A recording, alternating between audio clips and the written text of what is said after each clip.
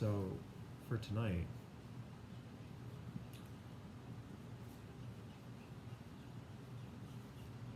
essentially the message for tonight is something that, we all end up having to face all the time. And it doesn't matter, honestly, it doesn't matter if you believe in God or not. This is something that kind of lingers on humanity as kind of an affliction that we all struggle with. And just to kind of give some context to it, there's a verse where Jesus says something very interesting. It's out of John 3. And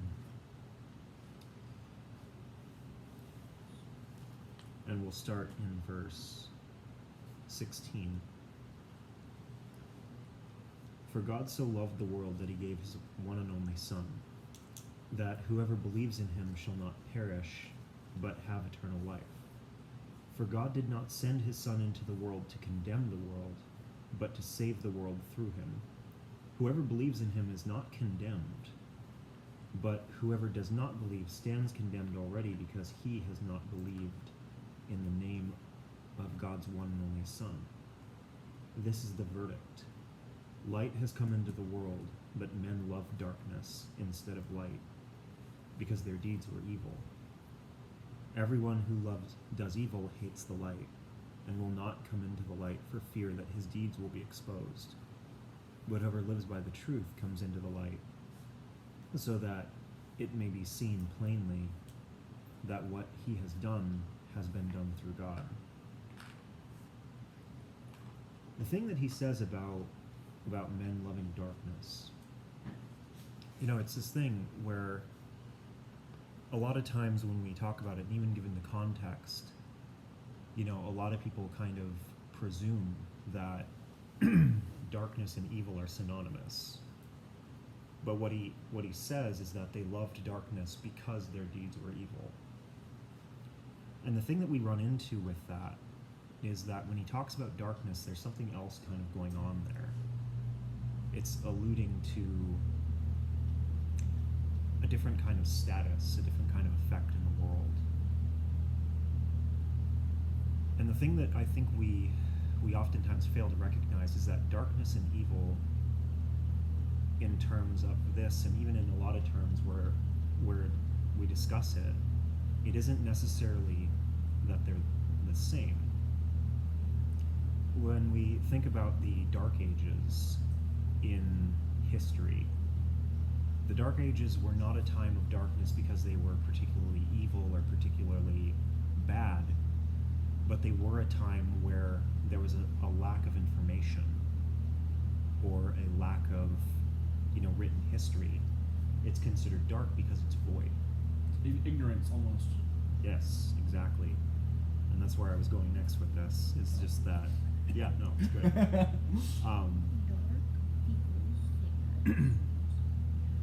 And that's the point, is ignorance being such a major thing. And even to say we tend to look at ignorance as something of an insult, to say that somebody's ignorant, but the word ignorant simply means not knowing. You just don't know the information. If somebody hands me, I can't even give an example involving the tools involved in working on a car, because I'm ignorant to anything pertaining to being a mechanic. Right. It's not an insult to me, it's just simply a statement of, I don't know. And the truth is that darkness, in and of itself, is oftentimes a place of ignorance or void or emptiness. And where this is a big deal is when it pertains to ourselves. The thing that I was being given to talk about is kind of the personal darkness that lingers in each of us. And there's nobody, in this group here tonight, even in the group at large, that does not struggle with this in some form or another. And see, it's not even that, it's always funny too, because we talk about, as Christians, it's a lot of repent and you'll be saved, right? Repent of your sins, and then you'll be saved. The thing about personal darkness, though, is you don't always know what's going on. You can't always grab onto it and say, this is why I'm doing what I'm doing. There's another verse that I was given, and I think it fits pretty well with that. Paul talking about the certain kind of strife of two natures, as they put it, and he says it this way, and we'll just read it. It's out of Romans 7, verse 14, and he says, "We know that the law is spiritual, but I am unspiritual, sold as a slave to sin. I do not understand what I do, for what I want to do, I do not do, but what I hate, I do. And if I do what I do not want to do, I agree that the law is good. As it is no longer I myself who do it, but it is sin living in me. I know that nothing good lives in me, that is, in my sinful nature, for I have the desire to do what is good, but I cannot carry it out. For what I do is not the good I want to do, no, the evil I do not want to do, this I keep on doing. Now if I do what I do not want to do, it is no longer I who do it, but it is sin living in me that does it." So, it's probably one of the most inarticulate and, You don't just say. confused, bewildering lines of text. And on the one hand, we could say that, that's just him trying. But I think the truth is the way that it's written, even though it doesn't articulate very well what he's trying to address, it does do a good job of actually expressing what it feels like. Right. And I feel like that's more the point than anything else. It's just that, he's expressing this thing that we all kind of go through, where we want to do good things, but then sometimes we just can't help but do bad things, and we don't really know why. Yeah, we don't know what's behind them. Right. Why we do it. And it's this thing, you see it a lot with children, Yeah. especially, where the children don't even know, why they're doing what they're doing. They just have feelings. And they react according to those feelings. They'll, punch another kid, and they don't really know why they did it. They're just acting Yeah. out. They'll steal some other kid's stuff, and they don't know why. They just did it. And the truth that we run into is that as human beings, we assume that as we get older and grow up and become more mature, that's going to change. But the thing that we have to struggle with is that sometimes we still run into things that we're ignorant of. I don't really know why I feel bad today.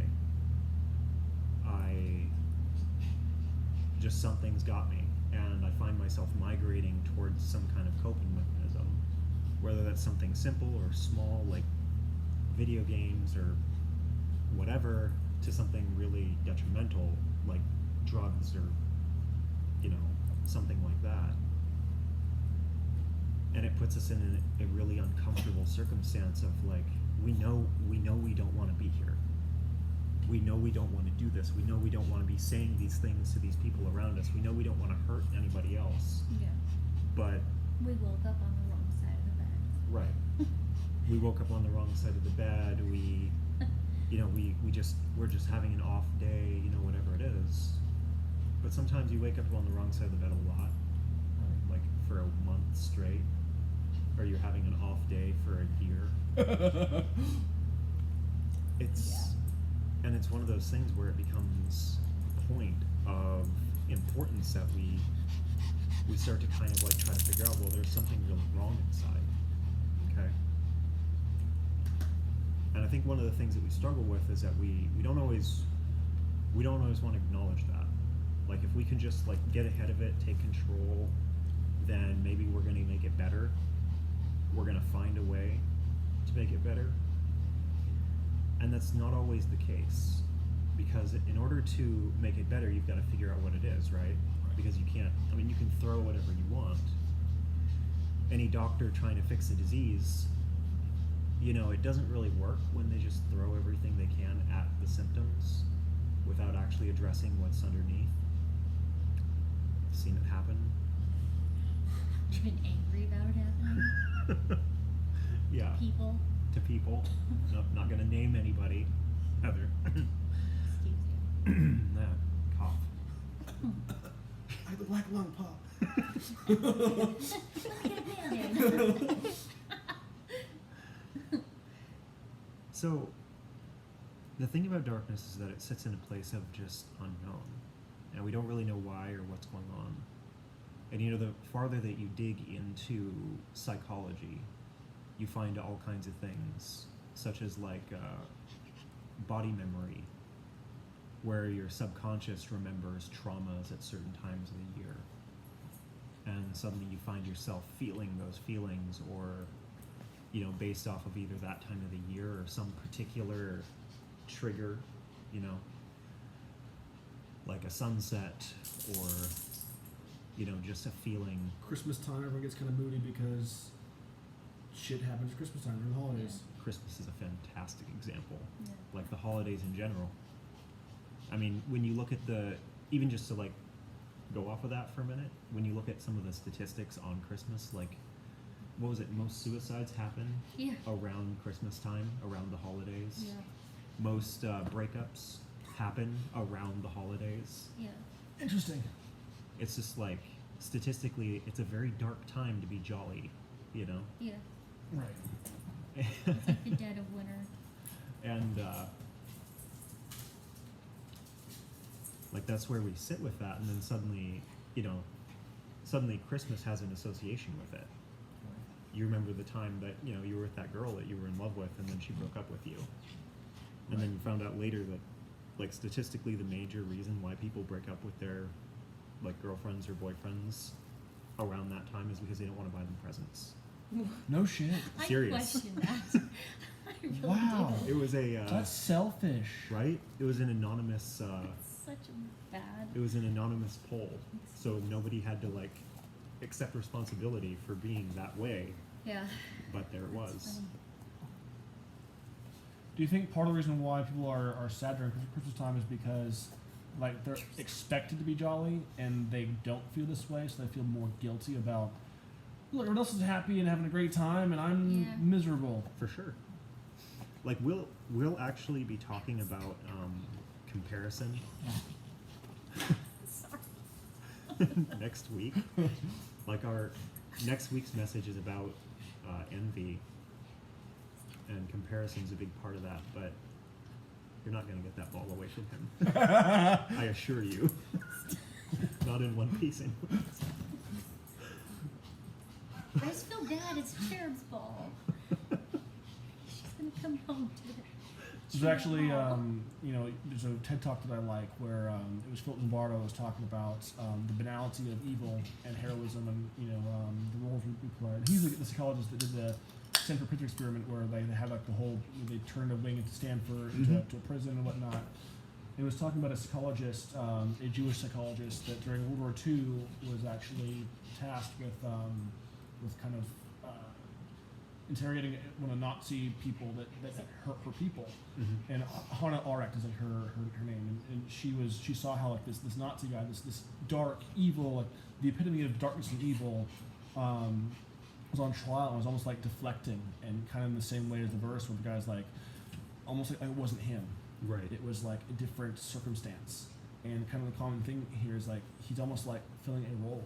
Like Yeah. it wasn't him. He was describing his actions almost like a third person perspective, like, and not taking blame for it. Yeah. And that was one thing that she kind of realized and was a big part of her psychological evaluation. And she got a lot of flack for it because the Jews were like, no, this guy killed a lot of our people, and you're gonna let him off and give him like this crazy thing. And she's like, no, I'm a psychologist first. I'm a science person. I'm science first. And it's kind of cool to see how that verse kind of works in psychology too, Mm-hmm. because it is a bunch of roles and kind of deflecting, Okay. so. Yeah. Okay. No, it is like there's a major thing here, and you know it. Wow. there comes this point where we have to acknowledge the way that like we Yeah, you can close one. Okay. All right. we can't always take responsibility for things because we don't really have control of them. And it's like, even, you know, going off of last week's message to some extent, there are things that we'll blame ourselves for that we don't control. And this personal darkness thing actually does tend to fall into that category. Like, it would be easy if we could always say everybody's at fault for everything that they do, right? Right. And you're accountable for the actions that you choose, but Right. at the same time, there are things where, like, you can learn the self-control to not treat people like garbage when you're having a bad day, or when something's off with you. You know, you can recognize it and see that something's wrong. Right. But not everybody has that. So it's kind of like back to that thing about children and the way that they don't really know what they're doing. They just know that they're acting out. None of us do. Yeah. That's the secret. We're all big children, pretty much. And it's just like, even with that, like, a lot of people, we always want people to be completely responsible. And it's Right. just like, when you look at, you know, different psychological diseases, you know, bipolarism, schizophrenia, even like sociopaths and psychopaths, like, there's something wrong. Right. And, you know, they can learn to behave a certain way, but there's also a part where you can't entirely blame them for acting out in ways that are unacceptable. It's almost like there's a grace that needs to be offered to a lot of people. And ultimately, like, that's why when we talk about this thing, this darkness thing, grace and forgiveness are major components of what it is that's important for us, not only to have, but to show for each other and to show for ourselves. Because I know that, like, I can speak for myself specifically in this regard. Like, I've always taken blame upon myself and taken accountability for my actions. And I know that there are certain things, though, that will overpower me. I've learned that over the last couple decades here. You know, when I was a teenager, I thought I was unconquerable. And then as I got older, I found that that wasn't really true. I would come up against things that I couldn't beat. And it was very debilitating, honestly, to, like, struggle with some of those things. When I should have been able to. I have the control, I thought, and then I found myself just migrating towards those things. You know, last week we talked about, or we referred to the verse where, like, Jesus was talking about spirits and the way that, you know, you can cast one off, but if it comes back to the person and it's still and that person's still there and ready, you know, he'll bring 7 more. And, you know, that's a way of explaining the point that, you know, we can really fall into places of just finding ourselves falling back into old habits, old spirits, old behaviors, old whatever. And as a result of that, it can actually get significantly worse when we've been, you know, healed before. But the thing is that in this, the key to that is this kind of personal darkness thing, this story of it. And like I was going to say, you know, for myself, the things that I know that I've had to kind of face down here, I know the things that will make me cave are shame, and specifically the kind that I get when I feel responsible for my failures. And it's not to say, like, I can't be responsible for failing, like, I fail. But what it is, it's when I beat myself up over it. And that's the part where it starts to get dark. Because it's not enough to simply say, I failed, I made a mistake, I was wrong, you know, whatever. But then it has to become this thing of, I made a mistake, I failed. God, I'm Yeah. so useless. What does this say about me? Right. Yeah. I'm so useless. I can't believe I didn't accomplish this. Why did I not? I could have done this better. I could have done that Yeah. better. I could have done In all these hindsight, different right. things better. Yeah. And then you get more behaviors that come when you do that. exactly. And like because it's like a cascade effect. It's, yeah. Because it's not enough. Then after you start beating yourself up, you know, in my case, like specifically, just to kind of like give that as the sacrificial lamb here.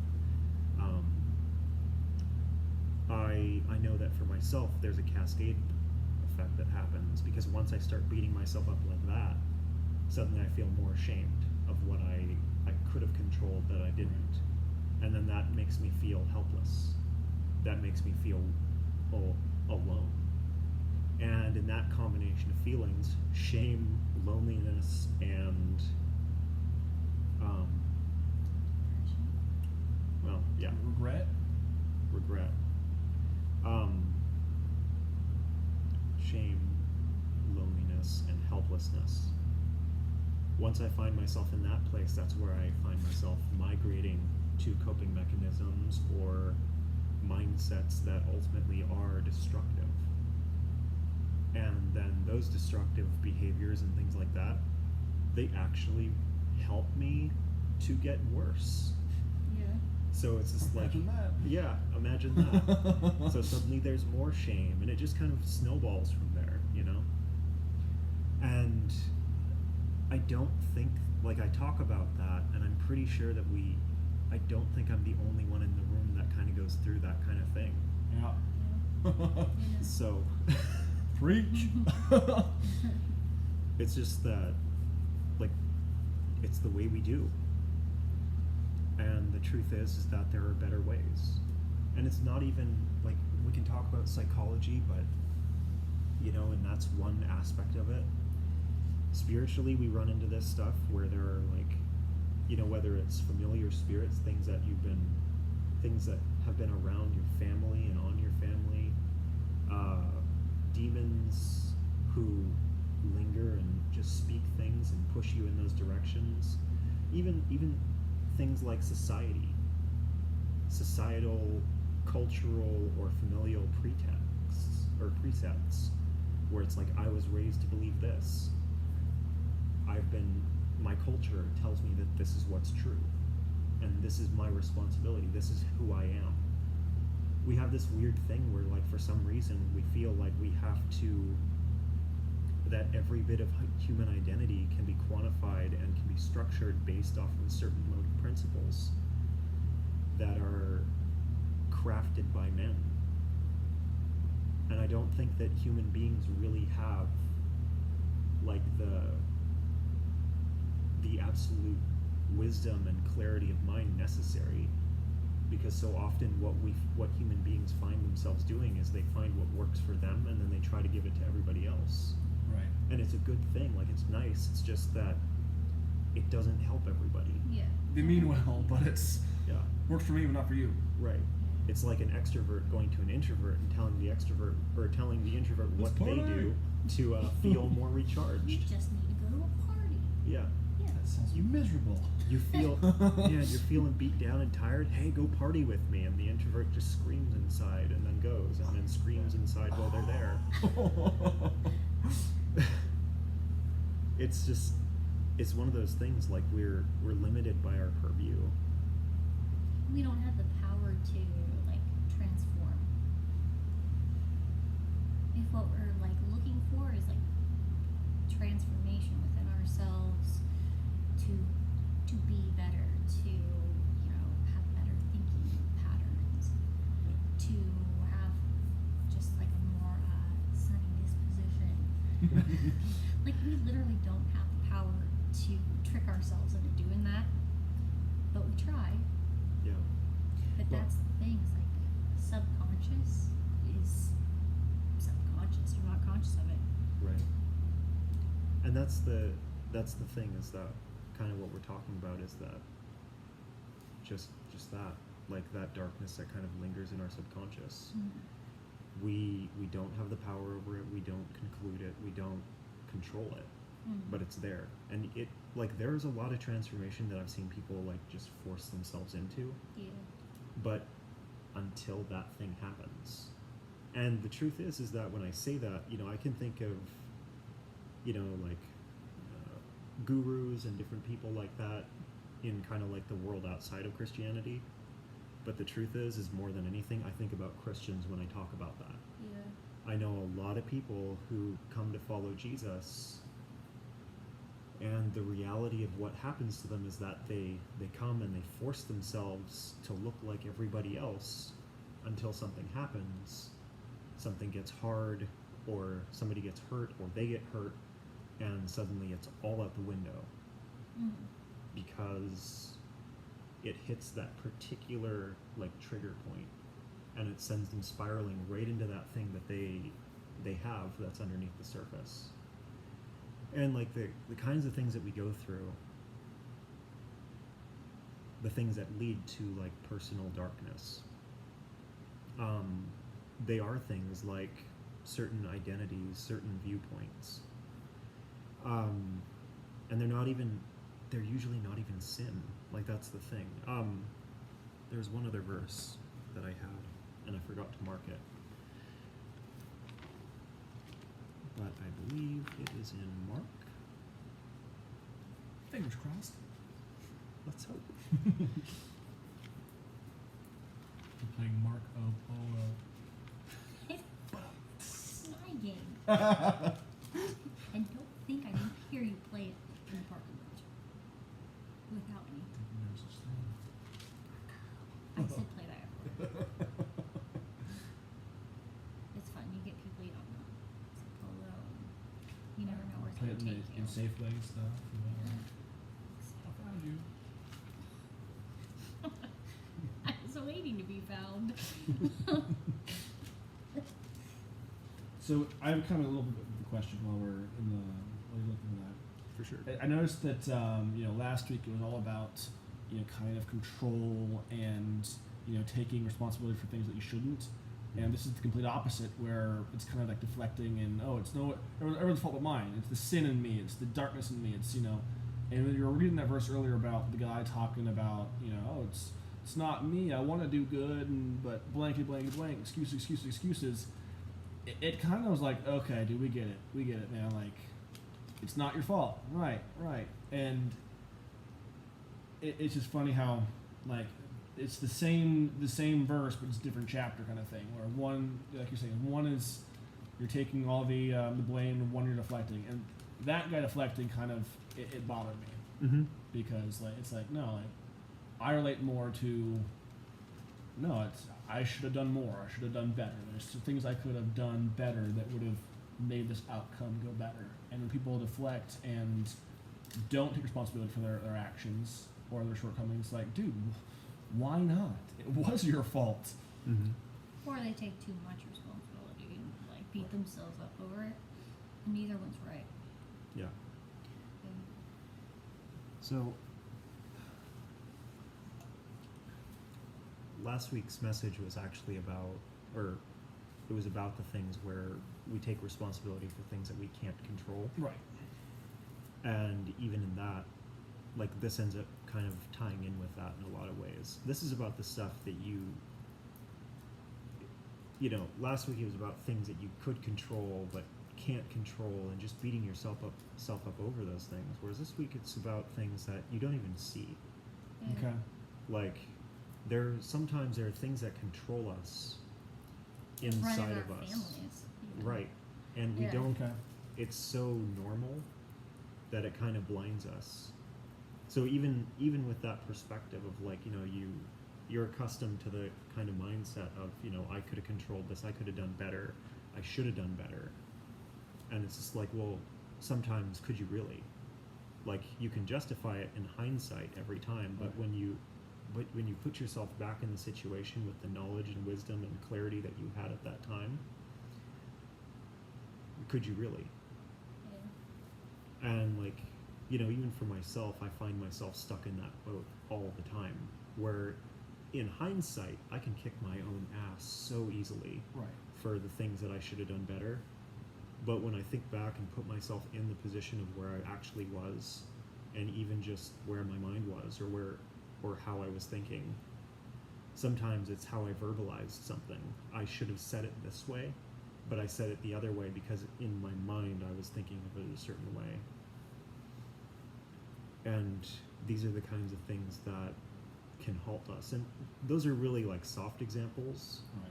Harder examples are like, when somebody feels something that's just really off inside and they can't really put their finger on it. They're restless, they're pushy, they just know that something's wrong, but they can't put a finger on it. And maybe they don't even want to acknowledge that something's wrong. Right. And suddenly they find themselves, cheating on their wife or their husband. And that's bad. That's really bad. But they didn't set out at the beginning of the day with the idea of, I'm going to go do this. It's something that happened. They might have even been in a good mood, and suddenly they migrated to this particular behavior. And that's where we have to look at, okay, obviously you're responsible for that choice. You could have said no. You could have done anything else. You could have walked away, but you didn't. And you're accountable for that. Okay. However, what you're more accountable for is, and more so what we need to look at, is what took you there. What was the end result was this, but what was the mechanism, what was the vehicle that brought you to that point? Which is actually this next verse, Mark 7, talks Right. about this a little bit.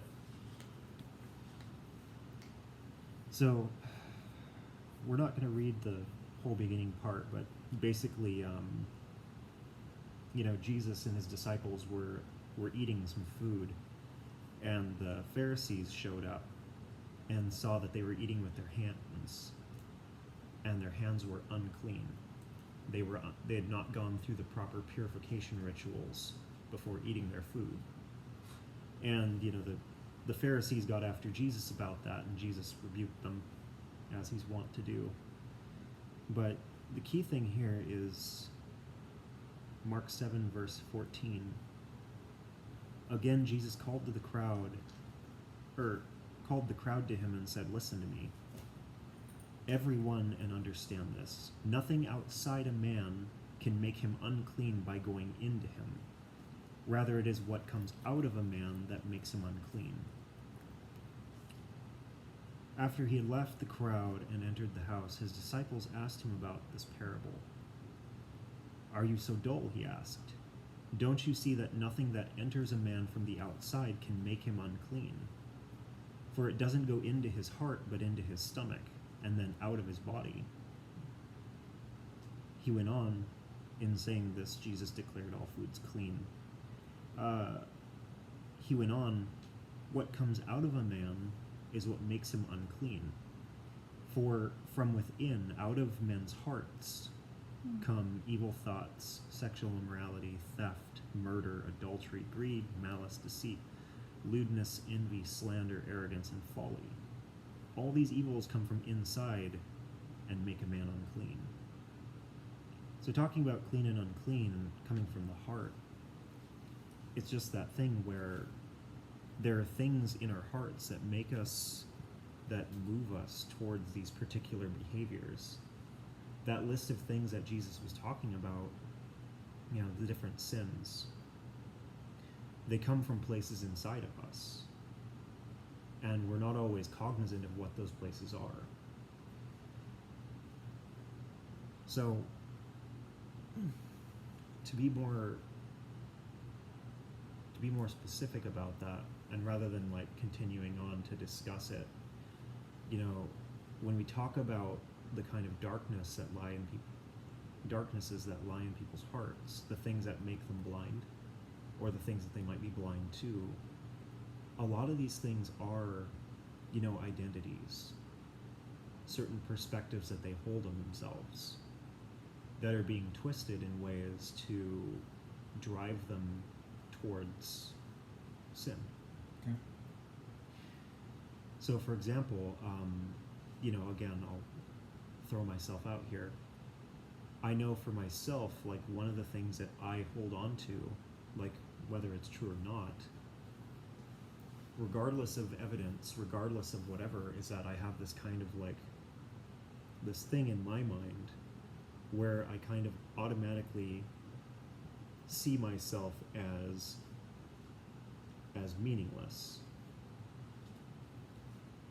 And that goes a long ways back to being just a little boy, and it was when my mom and dad got divorced, and it's this one particular memory that I have from being 3 years old, when my dad gave me away to be taken to visit my mom, or to go live with my mom.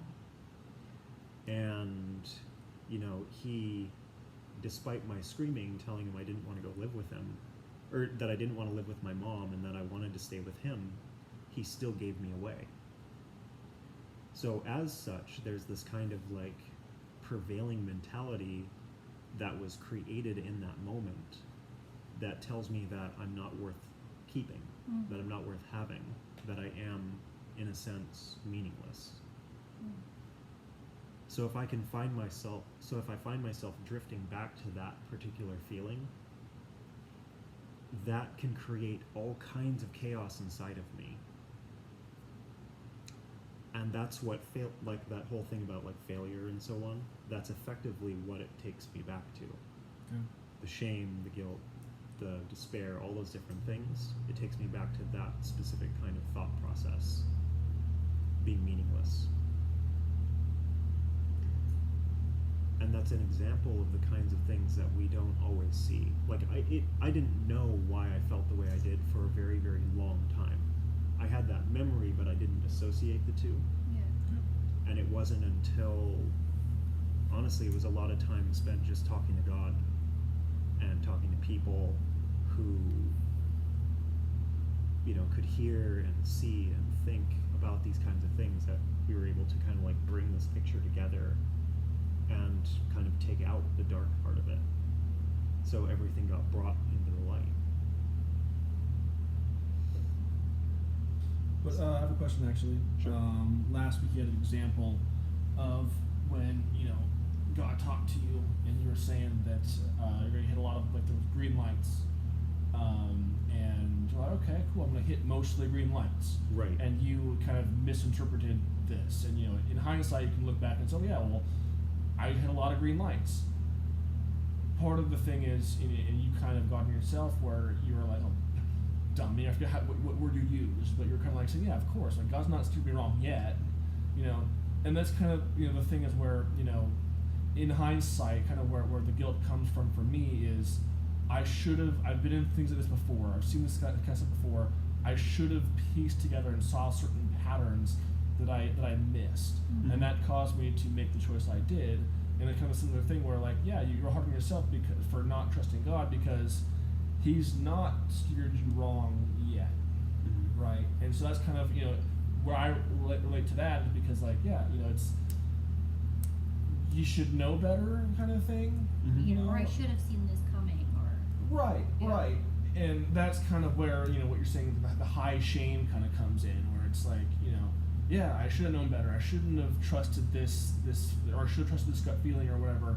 And it's tough to shake that, because it's seeing patterns and not making the same mistake twice or 3 times or 4 times. Right. So, yeah.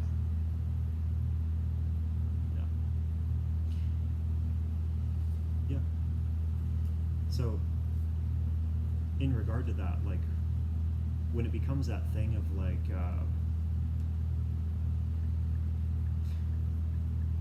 when it comes down to that, you kind of find yourself looking at that thing and like beating yourself up with it. Is it constructive or destructive? And that's the thing that we always kind of have to go through with this. And even like using my own example here, I know that what I'm doing is destructive. Like, it doesn't help me learn better. It really just puts me in a spot where it's actually going to send me into a spiral. That's me personally. Like, some people, they learn that way, where it's just like, look at all these things I could have done. In the future, I will do better. I know for myself that can happen, but usually Chances are not so much. Usually it's the other way, where it's Okay. like, I'm just gonna send myself into worse places if I let that go too far.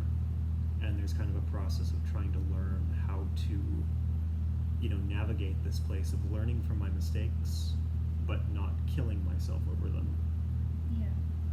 So, what is a healthy way that you've learned to kind of, okay, acknowledge that things happened and take this and move on? How do you, what's something that kind of thought process or mentality that's helped you beat that?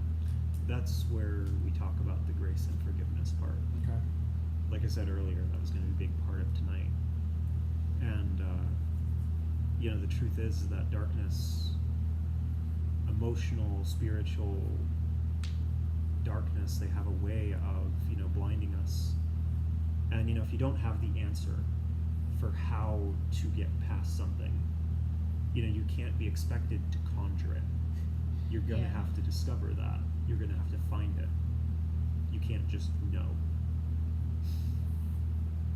And in the process of that, that's where we find ourselves needing to have a lot of grace for ourselves to make mistakes and a lot of forgiveness on ourselves for when we do. And that's not ideal. And frankly, to put it a better way here, grace for yourself in making mistakes doesn't mean that you allow yourself to just make a lot of mistakes. What it means is that when you do screw up, you don't kill yourself for it. It's important to take responsibility for, what you could have done. But it's also very, very important to know that it's happened, it's done, and there's no amount of self-abuse that's going to make it not have happened. Yeah. And instead of asking the question, like, what kind of darkness could be inside that I don't see? Is there Right. anything here that I am missing because it's so, deep or familiar to me? Right. Okay, makes sense. Like,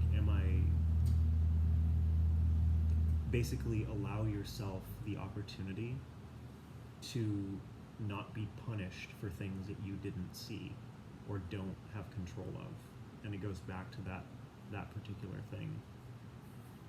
Or rather, don't punish yourself for it. Yeah. 'Cause Don't the- judge yourself. Yeah. And the forgiveness part comes in where it's important to be able to let it go. The thing about being a human being is that we all understand that we're not perfect.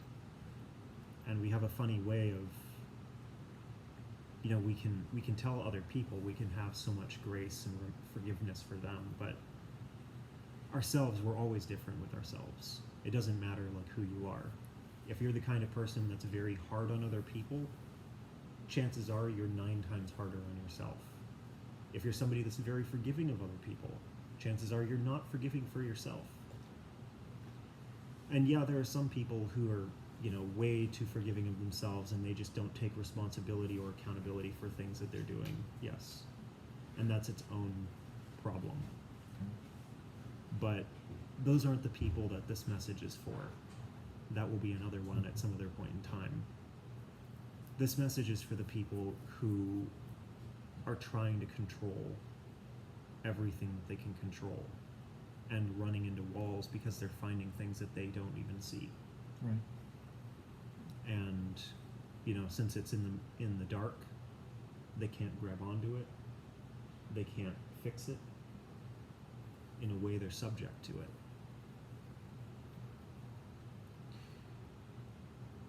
So there's a thing here to be merciful on ourselves for that particular thing. But that's not really enough. See, the thing about Christianity, the thing about God specifically, is that he's not ever really content to just let things stay as they are. We spend a lot of time talking about growth and transformation. And even the death and resurrection of Jesus was intended to help bring people back to him in fullness. Like we talk about, we look back at the Garden of Eden and the way that Adam was built and what the intention was that God had in making mankind. People were created to be in a relationship with him, to walk with him and tend this garden with him. This world was meant to be a place that we could live in together side by side with God, and to be something like that. And for God, we talk about redemption, and I think that a lot of people, we don't really take into consideration what redemption actually means. We think that it's being saved from sin, when in reality it's being redeemed to a relationship. We're being taken away from all of that. It's not just about the sin, it's about being put in a place that we're meant to be in, So, if God was content to just forgive us our sins, that he may not have needed to give Jesus as a sacrifice or anything like that. He could simply say, I forgive you. Okay. But it's meant to be more than that. And in the process of that, there's a side of being freed from those darknesses. God has a way of, Jesus talks about the light thing even in that verse where light was shined on these things. And that's an important deal for us as people, to kind of like be illuminated as to what's really going on inside, and where, what it is that's kind of subjugating us, that we're freaking out and beating ourselves up over, and then to be free of it, to no longer be slaves to anything that we can't see. That's an important part of the gospel. When Jesus came, he came like casting out demons and giving away the authority to cast out demons. If you read the whole Old Testament, you don't really find a lot about demons or demonic possession or even the devil himself. I think he's in Job, and a couple of other spots he's referenced. But it's an important thing to look at, because with Jesus, he came and was like, okay, there's this guy, guys, okay, he's on the other side. And he's got this whole team of other guys too, right? Here's how you defeat them. And that's kind of the thing here with tonight. It doesn't matter what kind of darkness it is. It doesn't matter what it stems from. What matters is that it's there. And the point is to be able to spend time together and even just pray it out and be free of it. The thing about things in the dark is that they lose their power when you see what they really are. If you think about it in these terms, you think about like the mountain gorilla as an example. People, back before it was finally discovered, people used to talk for years about these giant, monstrous, savage apes that lived in the mountains in Africa. And it was like a Bigfoot story. But nobody believed in it. Except you. The people that told these like the tribesmen told these stories, and the explorers and scientists didn't believe them. They were lying. This was just a myth. But there were these monsters in the forest of these mountains, until they found one. The first mountain gorilla was captured, and then it was discovered, and then they found more, and they discovered that they're not monsters at all. They're actually incredibly peaceful, as long as you're not impeding their territory. Yeah. Big, strong, dangerous, but mostly peaceful and vegetarian. Huh. So, Interesting. but up until that point in time, up until we were able to discover it and look at it, it was a monster. The same has been true with many other creatures in life. Everything is a monster until we get to really look at it. And the same is true for the darkness that lies inside of each of us. When you can finally see what it is, that thing with the story that I told about, my childhood and, feeling meaningless as a result of that particular thing, it took for years I struggled with those feelings of meaninglessness and had no premise for where they came from. I could not put put anything to it. I just knew how I felt. And that pushed me in all kinds of different directions. And when it finally was brought to light what it was and where it was coming from, I was able to have a lot of freedom come from that. The same is true for last week's message, talking about the things of taking responsibility and blame for things that I couldn't control. That was another source of darkness, and I didn't see it. It wasn't until God gave me this really elaborate dream that I was able to finally see it for what it was. And that was another thing that I was very much so subject to. So, All the way up there. You're gonna be Yeah, you're telling me, dude. Evangelized today. so we'll take some time and we'll pray about these things and talk about these things, and that'll be the group. But that's what I've got. Cool.